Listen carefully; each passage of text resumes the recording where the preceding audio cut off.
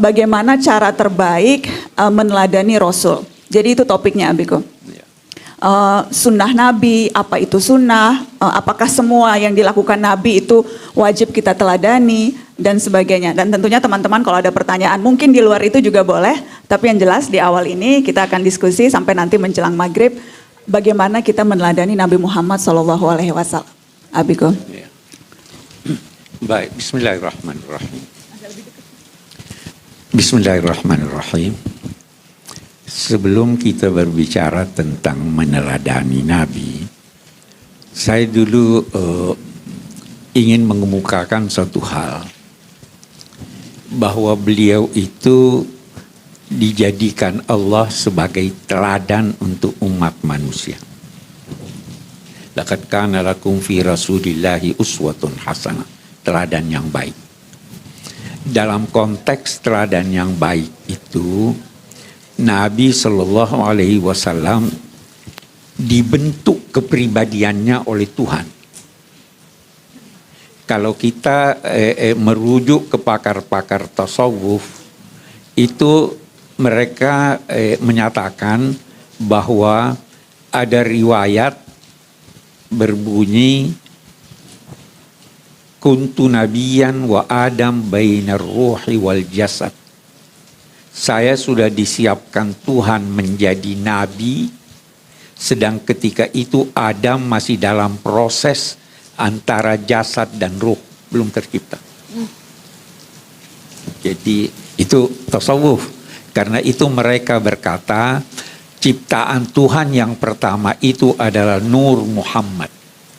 Sebelum Nabi Adam tercipta. Sebelum Nabi Adam, ciptaan pertama. Nah, tapi kita tidak ingin terlalu jauh masuk ke sana. Kita ingin melihat tinjauan para pakar pendidikan, psikolog, menyangkut kepribadian Nabi Muhammad. Mereka berkata, memang Nabi Muhammad Sallallahu Alaihi Wasallam itu disiapkan untuk menjadi teladan, sehingga semua faktor yang bisa mempengaruhi kepribadian beliau sejak dini itu dihindarkan dari beliau karena Tuhan yang ingin membentuknya sendiri. Apa misalnya faktor-faktor itu? Kita lihat. Faktor itu yang pertama, ibu bapak. Pasti. Ibu itu pasti punya pengaruh pada anak. Bapak juga begitu. Yang kedua, bacaan. Yang ketiga, lingkungan. Nabi Shallallahu Alaihi Wasallam ayahnya diwafatkan oleh Tuhan. Begitu selesai tuh, jadi pengaruh ibu tidak ada. Beliau tidak pandai membaca dan menulis. Jadi pengaruh bacaan tidak akan ada. Lingkungan beliau itu adalah lingkungan yang sangat terkebelakang dibanding dengan Persia dan Romawi. Jadi faktor-faktor lingkungan, faktor bapak dan ibu, faktor bacaan tidak menyentuh beliau, sehingga sungguh benar ucapan beliau yang menyatakan adabani rabbi fa ahsana ta'dibi. Allah yang mendidik aku, sehingga sangat baik hasil pendidikannya. Gurunya menurut Al-Quran malaikat Jibril yang datang menyampaikan wahyu-wahyu Tuhan kepadanya. Itu sebabnya kita temukan di dalam Al-Quran sekian banyak petunjuk khusus buat Nabi, bahkan teguran. Karena itu cara Allah mendidik Nabi. Karena itulah sehingga terbentuklah kepribadian ini menjadi pribadi yang utuh, dan dengan demikian wajar beliau untuk menjadi teladan. Itu masalahnya di situ. Ya toh? Nah sekarang, tetapi Abiku boleh agak lebih dekat, seperti kayak karaokean gitu, Bi. Oke. Tetapi begini, banyak kegiatan Nabi. Tidak semua kegiatan itu perlu diteladani. Bahkan ada kegiatannya yang haram diteladani. Oke. Jadi kata-kata ulama, Kalau mau meneladani Nabi, teladanilah dengan cerdas. Mari kita lihat beberapa uraian. Nabi itu dalam kegiatannya bisa jadi bertindak sebagai rasul, utusan Allah. Apa yang beliau sampaikan itu pasti benar karena itu bersumber dari Allah. Bisa jadi apa yang beliau sampaikan itu adalah penafsiran dari wahyu-wahyu Tuhan. Itu pasti benar. Hadis. Nah, tapi ada juga kegiatan beliau sebagai menjawab pertanyaan. Pertanyaan-pertanyaan yang beliau jawab itu dinamai fatwa, tetapi fatwa itu harus beliau sesuaikan dengan kondisi yang bertanya. Sehingga tidak semua orang bisa ini. Ada orang bertanya, apa amalan yang paling baik? Dijawab oleh Nabi, salat pada waktunya. Ada lagi yang bertanya, apa yang paling baik? Berbakti pada orang tua. Ada lagi yang bertanya, apa amalan yang paling baik? Jangan marah. Itu disesuaikan dengan kondisi masing-masing. Nah, itu fatwa.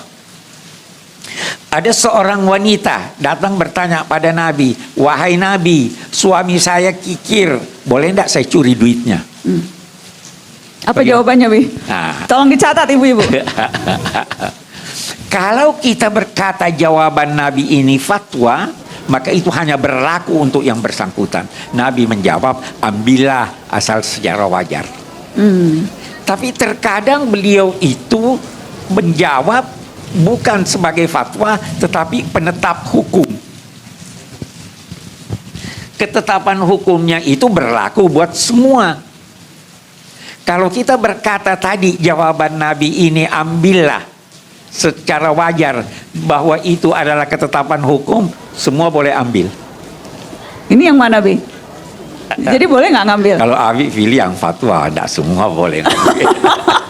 Tapi kita bisa membedakannya lewat apa? Kapan itu menjadi fatwa, kapan menjadi ketetapan? Nah, disitulah peranan pemikiran.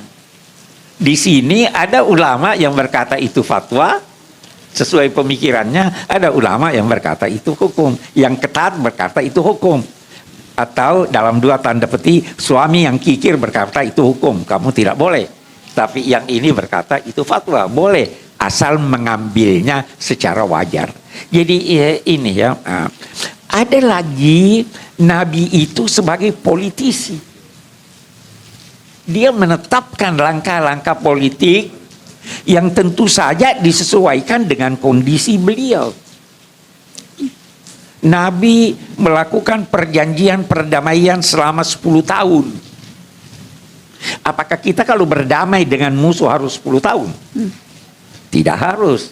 Itu kondisi, ya kan? Nah, ada satu hal yang kita ingin garis bawahi.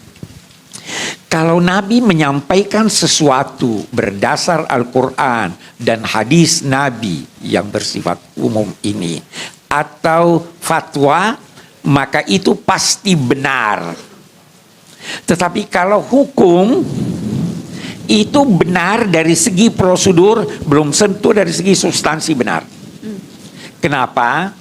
Karena bisa jadi yang bersengketa ini ada yang pandai melakukan argumentasinya, ada yang mengemukakan bukti-bukti tetapi palsu, maka dari segi hukum dia bisa dibenarkan, tetapi itu dari segi substansi tidak benar. Nah, itu satu. Nah, kemudian ada lagi Nabi yang bertindak sebagai pemimpin masyarakat yang tentu bisa dipengaruhi oleh budaya masyarakatnya. Ini banyak pakaiannya masyarakat. Nah, dari sini kemudian ulama membagi lagi. Dia bilang kita, ini pembagian lain, kita harus tinjau Nabi itu dari segi kegiatannya. Bisa jadi itu ibadah. Ibadah ini ada yang bersifat umum, ada yang bersifat khusus. Khusus untuk Nabi.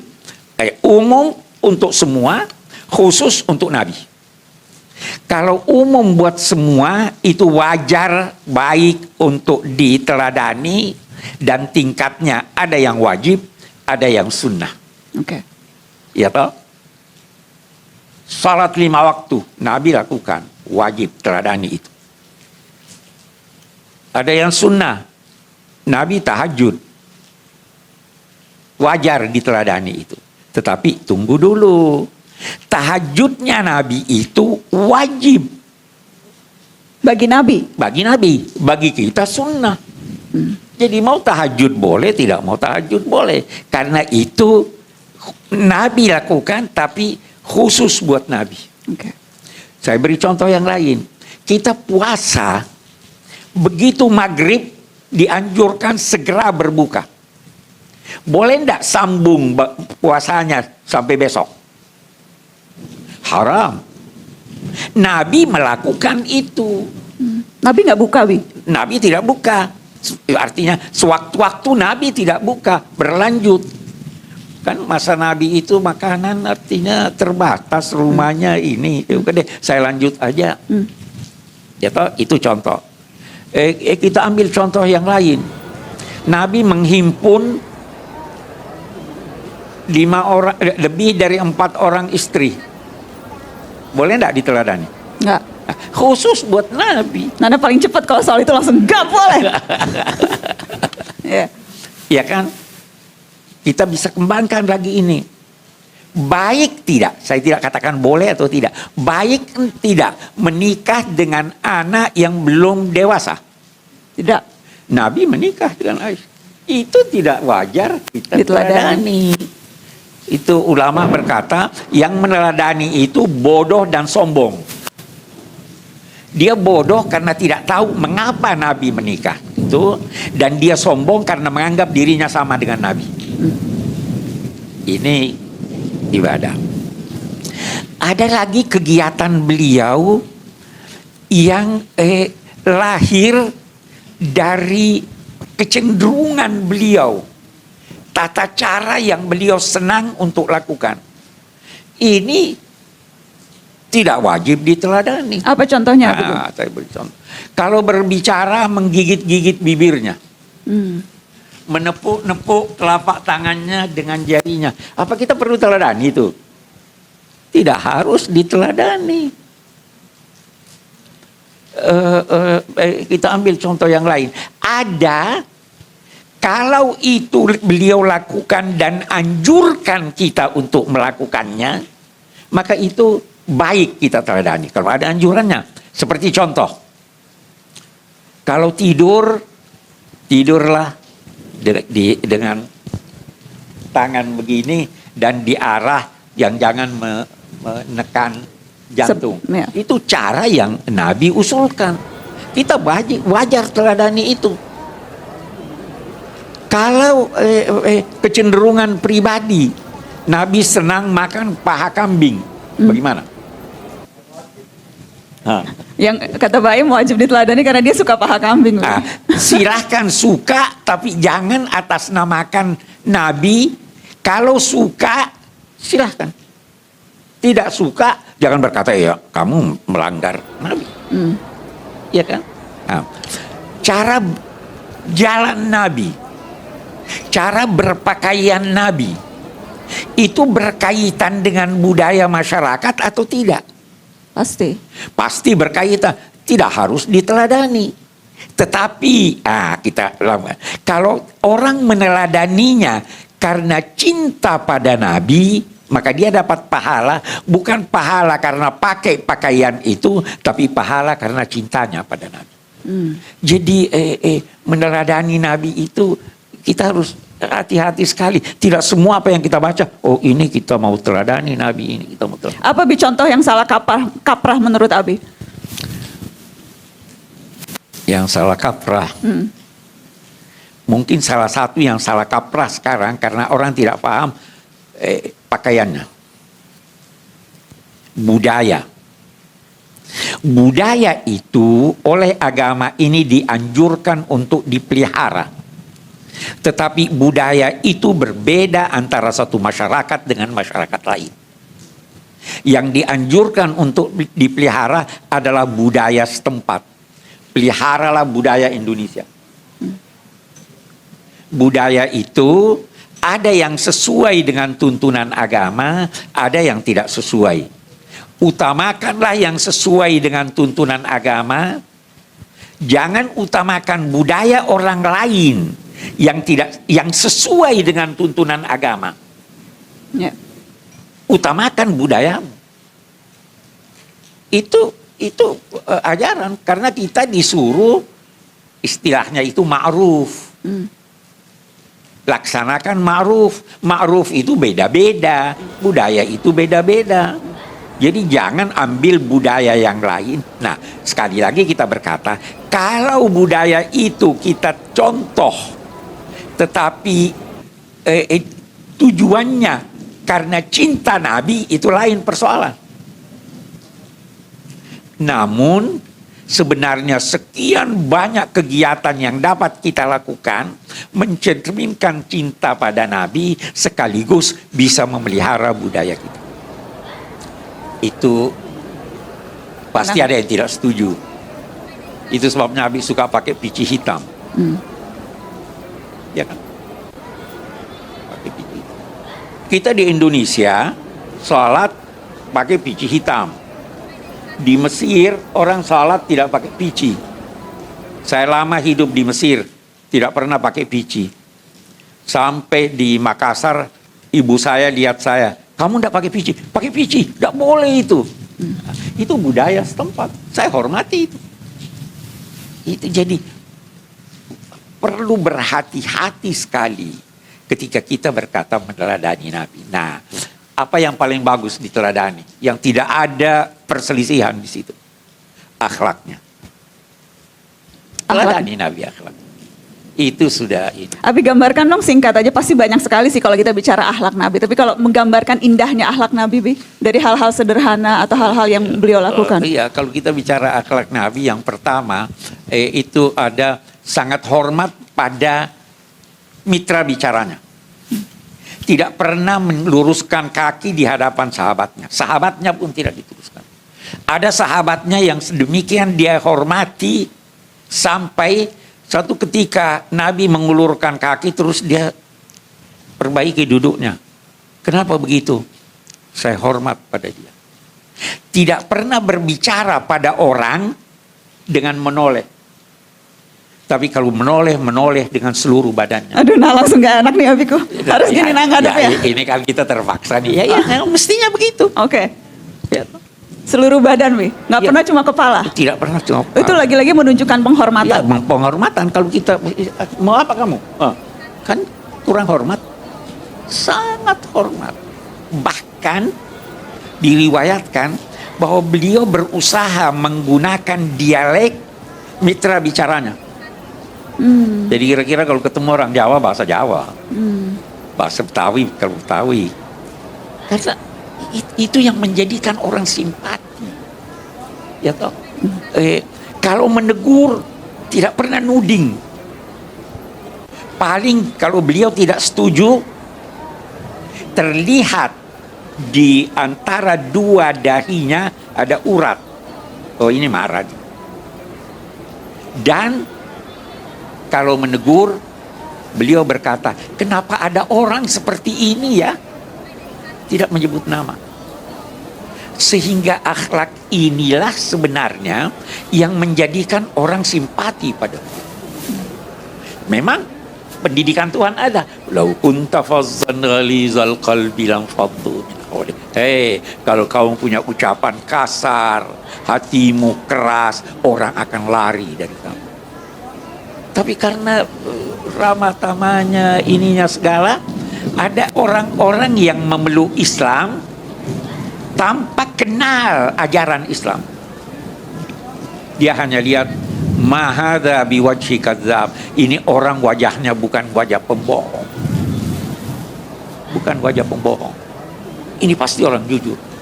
Bahkan itu ulama-ulama membahas apa bedanya Islamnya Sayyidina Umar dan Islamnya Sayyidina Abu Bakar. Apa, Bi? Sayyidina Abu Bakar itu masuk Islam karena kenal pribadi Nabi. Belum kenal ajarannya. Bahkan kalaupun ajarannya dinilai tidak sesuai dengan pemikiran logis, dia tetap percaya.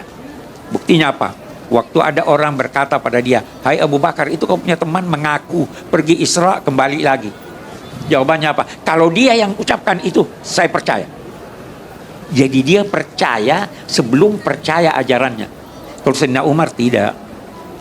Sayyidina Umar itu masuk Islam setelah baca Al-Quran. Oh, begini, ini. Padahal dia keluar dari rumahnya bermaksud membunuh Nabi. Ya.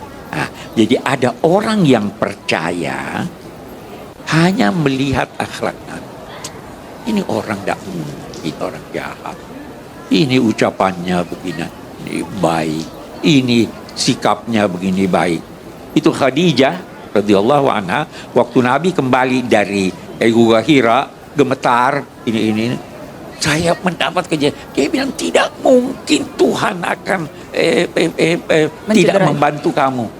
Kamu menolong orang, kamu membantu orang, kamu memberi. Jadi akhlaknya.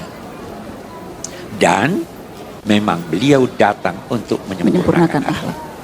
Jadi ada kata, seorang bisa mencapai derajat orang yang banyak salat dan puasanya dengan akhlaknya. Jadi kita pernah bahas berbisnis dengan Allah. Iya, ingat. Mau berbisnis dengan Tuhan, akhlak deh. Salat 5 waktu aja, tidak usah banyak-banyak. Tapi akhlak. Okay.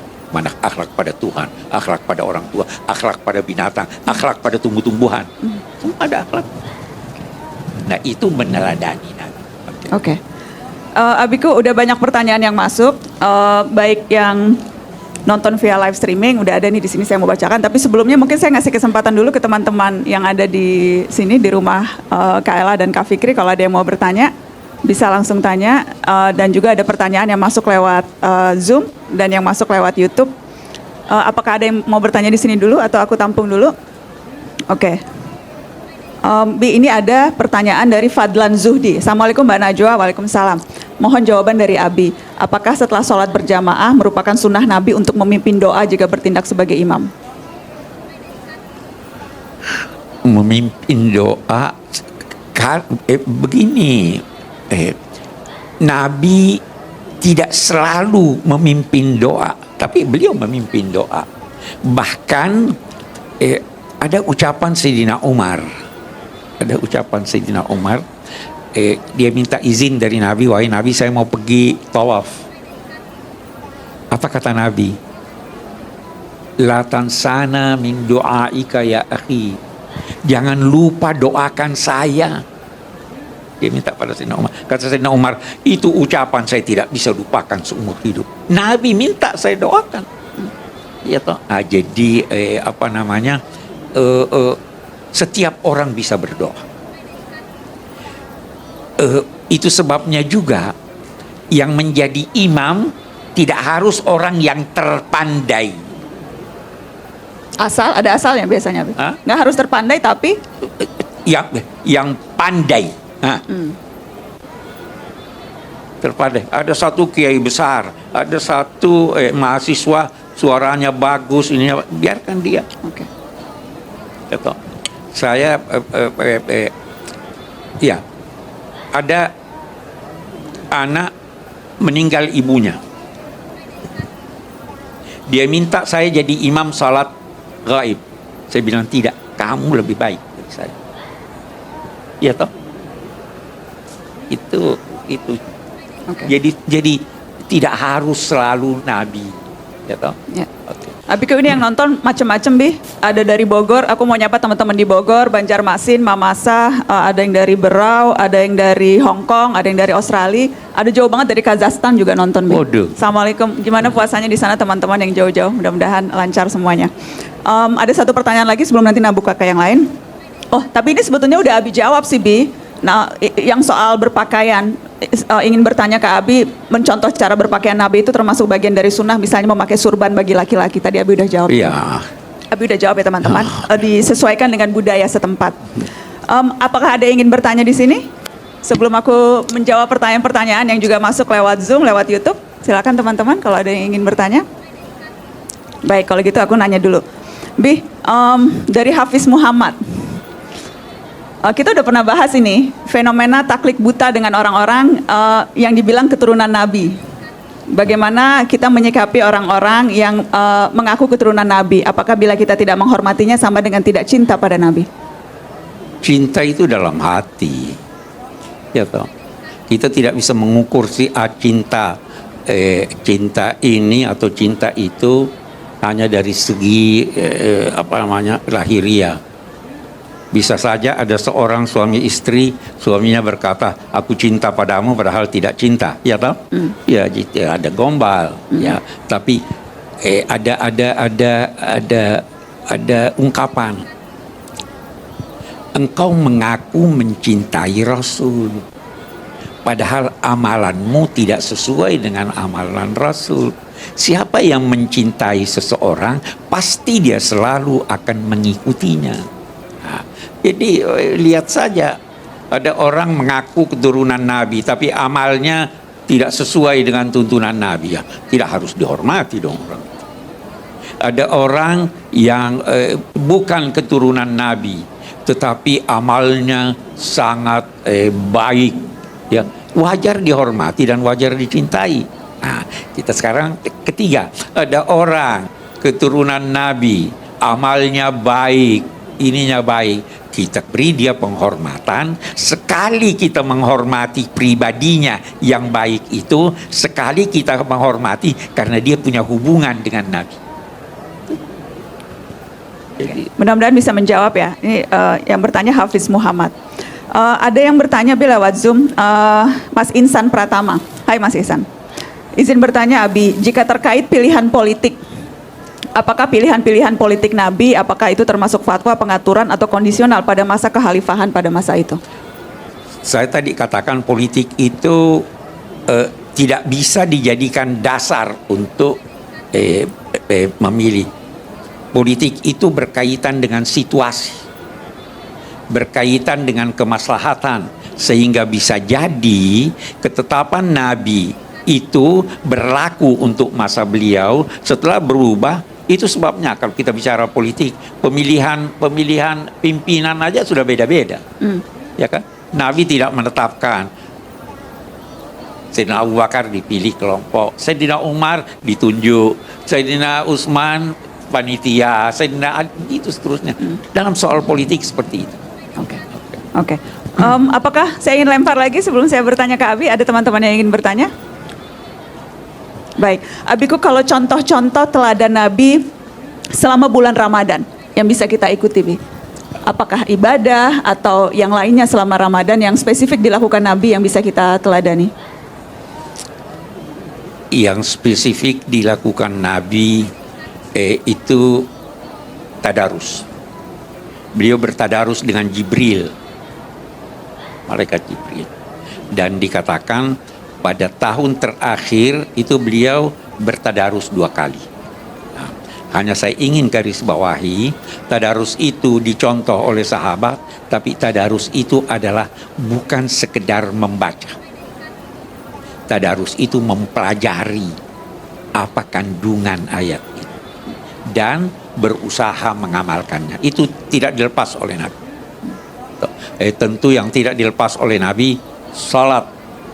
Beliau salat malam, beliau salat tarawih, tapi di rumahnya, bukan di masjid.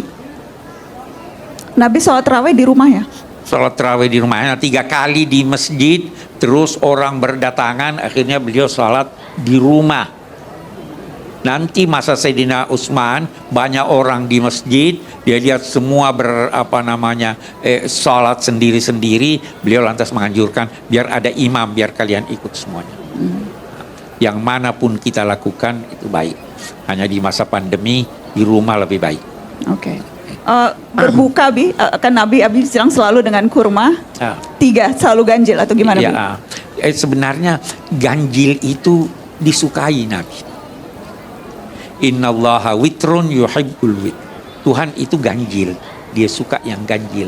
Karena itu kita lihat ya, bilangan tasbih 3 kali, 33 kali, banyak yang ganjil-ganjil itu. Jadi karenanya makan kurmanya 1, 3 atau 5 gitu ya Bi? 1, 3. Saya tidak tahu apa Nabi makan 5 atau hanya 3. Tapi ganjil sunnahnya itu. Ya, baik. Teman-teman ada yang ingin bertanya? Silakan, saya kasih kesempatan. Kalau ada yang ingin bertanya? Baik, sambil menunggu.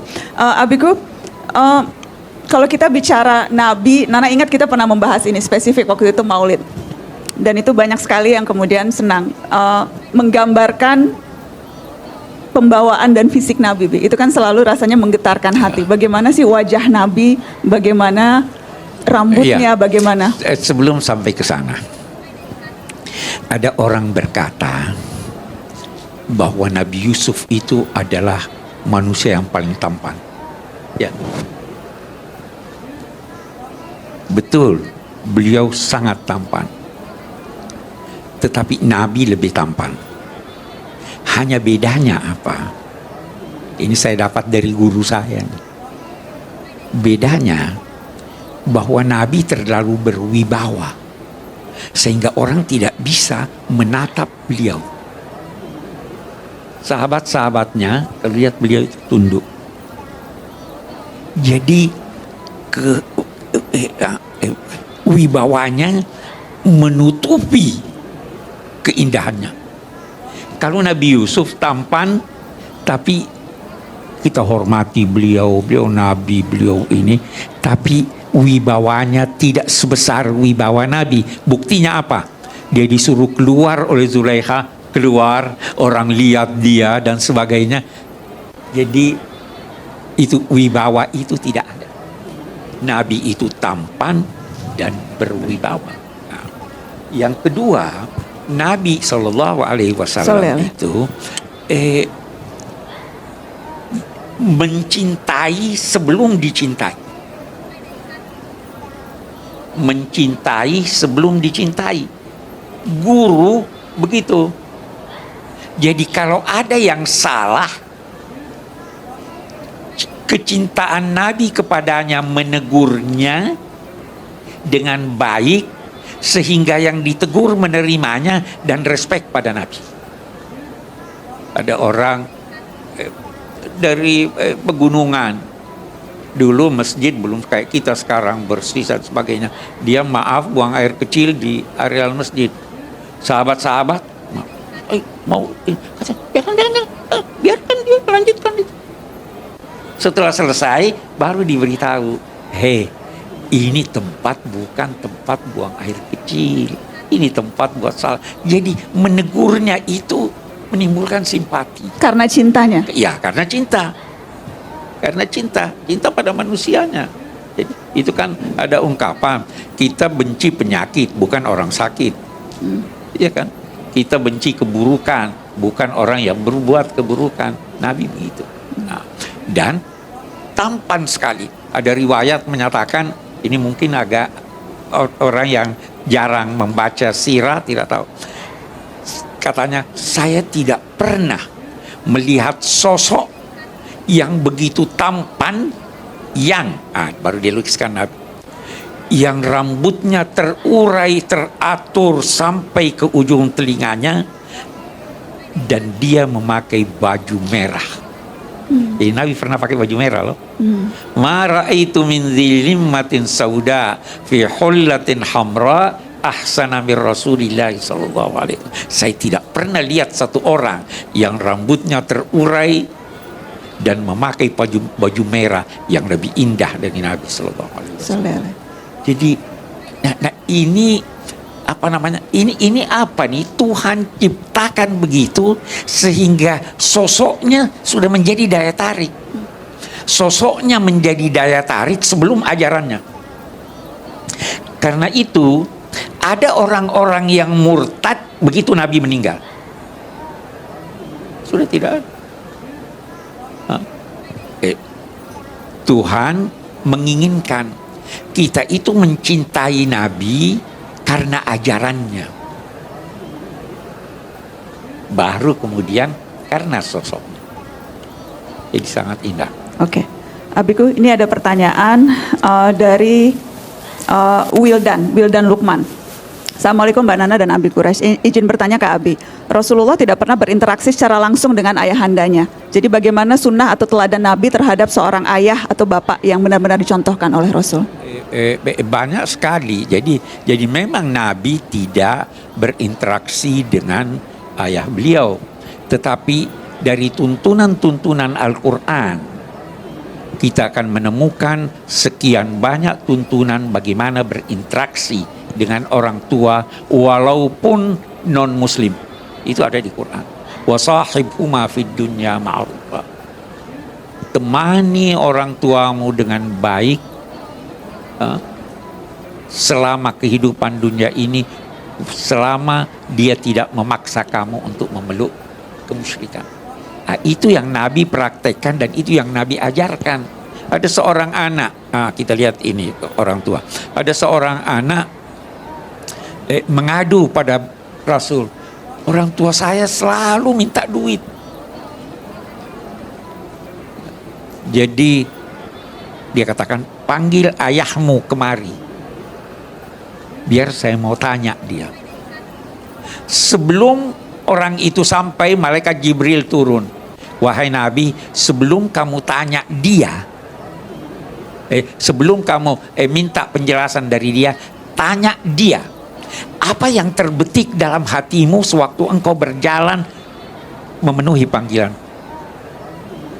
Dia bilang, tidak ada wahai Nabi. Dia bilang, ada. Sampaikan itu. Orang itu berkata, dari saat ke saat kami selalu mendapatkan bukti bahwa memang engkau adalah utusan Allah. Benar, ada terbetik di dalam hatiku. Tetapi aku tidak ingin orang tahu. Apa itu?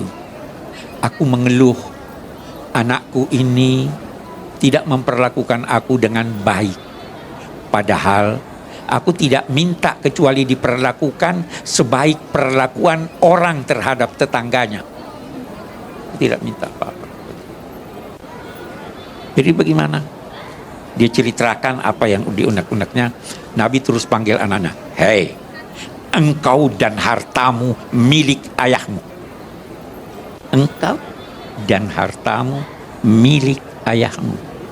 Ayahmu minta. Dia bilang dia sakit waktu kecil, saya yang lebih sakit dari dia. Dia tidak tidur, saya berupaya untuk menidurkan dia. Keluhan-keluhan ayahnya yang dia tidak ingin orang tahu itu, Allah tahu. Maka Nabi disuruh beritahu, ungkapkan. Jadi Nabi memberi tuntunan menyangkut penghormatan kepada ibu bapak itu melalui tuntunan Al-Quran atau melalui wahyu Tuhan yang disampaikan pada Nabi. Karena itu misalnya ada anak mau pergi berjuang dengan Nabi, dia bilang tidak, kamu dengan orang tuamu, ya kan? Jadi itu. Ini nyambung ke pertanyaannya Ilham, Bi. Kalau meneladani Nabi sebagai orang tua, ayah bagi anak-anaknya, adakah? Ayah terhadap anaknya. Wah, tidak baca Quran. Di Quran ada diajarkan bagaimana Nabi Ibrahim bersikap pada orang tuanya pembuat berhala. Nabi Ibrahim, kita baca itu ayat sangat indah. Beliau berkata, ayahku, apakah engkau menyembah sesuatu yang tidak wajar untuk disembah? Ayahnya marah, diam kamu. Anaknya berkata, wahai ayahku, aku mendapat informasi yang tidak engkau dapatkan. Sambil dia memanggil ayahnya dengan ya abati, wahai ayahku tercinta. Coba lihat, dia tidak ngaku pinter. Dia mengaku, saya mendapatkan informasi, ini bukan dari saya. Ayahnya marah. Jangan tampakkan wajahmu padaku. Nabi Ibrahim berkata, saya akan pergi sambil mendoakan kamu. Jadi walaupun ayah sudah salah, sudah ini, penghormatan tetap harus diberikan padanya. Itu sebabnya istri Nabi itu ada ibunya yang musyrik datang mau duduk di kasurnya Nabi, dia usir, pergi. Kata Nabi, jangan, biarkan dia duduk walaupun dia musyrik. Ya kan? Jadi penghormatan pada orang tua itu mutlak adanya, dan anak boleh menegur dalam dua tanda petik orang tuanya, tetapi dengan teguran yang sangat halus. Itu Nabi tidak ada orang tuanya, tapi kita dapatkan itu dalam Al-Quran, dan kan Nabi kepada orang tua. Dan kepada anak-anaknya Nabi seperti apa, Abi? Waduh, sangat cinta. Apalagi cucunya. Ya. Sedemikian cintanya, dia perlama sujudnya karena anak cucunya di belakangnya. Ya. Sedang khutbah, ada Sayyidina Hasan atau Sayyidina Husain di bawah itu jalan, Nabi turun dari mimbar, angkat, baru beliau berjawab, sungguh benar Allah yang menyatakan bahwa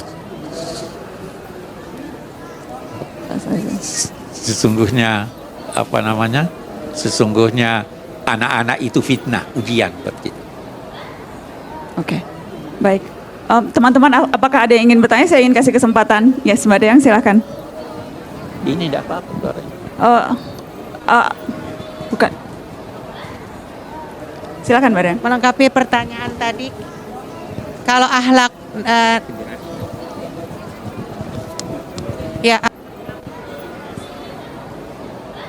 Akhlak Nabi terhadap istri, ya, Biku. Satu saya berikan contoh. Ada istrinya ingin naik menunggang unta. Untanya sudah duduk, istrinya belum bisa naik. Apa yang dilakukan Nabi? Dia pasang lututnya, pahanya, istrinya disuruh naik di pahanya, baru naik menunggang unta. Begitu penghormatannya pada istrinya. Begitu dalam dua tanda petik, begitu tersentuh hati Nabi dengan isu menyangkut Aisyah, tetapi tidak ada satu kalimat yang menyakiti hatinya. Mestinya kan orang sudah marah-marah, hanya berubah, kata Aisyah, hanya berubah. Biasanya dia bercanda sama saya, sekarang tidak bercanda. Jadi sangat hormat sama istrinya, sangat cinta sama istrinya, walaupun ada salah satu di antara mereka yang sangat dicintainya, Aisyah. Namun demikian cintanya pada Khadijah melebihi cinta semua istrinya. Jadi bukan cuma cinta setia, sangat setia. Oke. Abiku, tampaknya kita udah harus mengakhiri nih, Abiku. Karena sebentar lagi juga insya Allah sudah azan maghrib. Mungkin bisa minta Abi penutup dan juga mungkin doa. Karena ingat teman-teman, Abi selalu bilang menjelang berbuka itu doa saat-saat paling makbul insya Allah. Jadi boleh kita tutup pesan Abi terakhir dan kemudian kita baca doa dan teman-teman bisa bersiap-siap untuk kita berbuka. Iya, saya kira kita mungkin kesimpulannya, mari kita berusaha meneladani Nabi sekuat kemampuan kita. Dan yang terpenting diteladani seperti yang saya katakan, akhlaknya. Ya, akhlak itu menutupi segala sesuatu. Itu satu. Dan kita berdoa mudah-mudahan insya Allah Ramadan berlanjut, kita bisa beribadah dengan baik. Amin. Kita bisa di siang hari puasa sesuai syarat-syaratnya, sesuai anjurannya. Di malam hari kita bangun untuk mendekatkan diri pada Allah, dan mudah-mudahan kita semua diberi usia panjang mendapatkan Ramadan yang akan datang. Amin, amin. InsyaAllah. Dan mudah-mudahan keluarga kita, hidup suami istri semakin akrab, pekerjaan kita semakin sukses, Amin. sahabat-sahabat kita semakin banyak, dan tentu kedekatan kita kepada Rasul dan kepada Allah Subhanahu wa taala insyaallah semakin akrab dan semakin akrab. Amin. Ala hadhihi niyyah wa kulli niyatin salihah. Al-Fatihah. A'udzubillahi minasyaitonir rajim. Bismillah. Alhamdulillahirabbil alamin. Shiratal ladzina an'amta 'alaihim. Rabbana taqabbal minna innaka Amin. antas samiul 'alim wa Amin. tub 'alaina innaka antat tawwabur rahim. Amin. Sallallahu ala sayyidina Muhammad wa ala alihi wa sahbihi wasallam. Walhamdulillahirabbil alamin.